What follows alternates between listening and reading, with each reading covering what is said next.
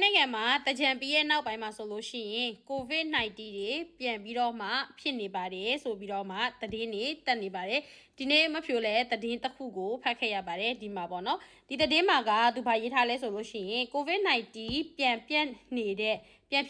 ထိုင်းနိုင်ငံတကြံကာလနောက်ဆက်တွဲ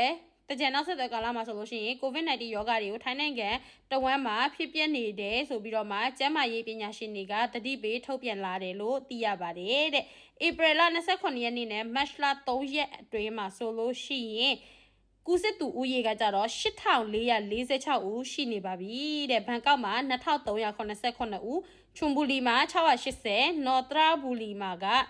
490လယောင်မှာကကြတော့380စမှုပရကန်မှာက329ဦးတို့ကူးစစ်ထားပြီးပါပြီတဲ့အခုကိုဗစ်ကအသက်30နဲ့39ဝန်းကျင်တွေမှာဖြစ်များပြီးလူငယ်နဲ့လူကြီးပိုင်းတွေလည်းဖြစ်နေတာဖြစ်တဲ့ကြောင့်မို့လို့တတိထားဖို့တိုက်တော်ပါတယ်တဲ့ဟုတ်တယ်နော်ဘာဖြစ်လို့ဆိုတော့နောက်ပို့ပြီးတော့တတိထားရမှာအခုကအရန်ပူတယ်သိရမလားအရန်ပူပြီးတော့ဖြိုတို့